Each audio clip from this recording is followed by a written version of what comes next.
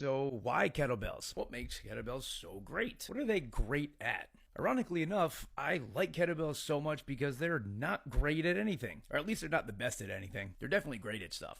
But if you want to be the strongest person in the entire world, I'm not going to tell you use kettlebells. You should definitely use barbells. And if you wanted to be the most mobile person in the world, maybe yoga. And if you wanted to be the most conditioned person in the world, then you got to spend a lot of time on a rower or a skier or something like that. Kettlebells aren't at the top of any list, really. Except maybe like convenience because they barely take up any space and 5 of them can be basically an entire home gym. But other than that, they're not really at the top of any list when it comes to building strength, muscle, endurance, conditioning, flexibility, and things like that. But they are very good at all of those things. They can definitely get you strong, definitely use them for some conditioning work. You're going to build muscle if you use them enough. And depending on the movements that you do with them, you can definitely get mobile. They're kind of like Michael Jordan in a sense. He doesn't have the most points, steals, rebounds, assists, even championships. Of all time, at least, he doesn't. But everybody says he's the greatest. I'm not here to argue who's better, him or LeBron. Just go with it. And why does everybody say he's the greatest? Well, because he's really damn good at everything. So while he might not be at the top of any list, he's pretty damn close to the top at all of the lists. And when you need him the most in crunch time, he always comes through.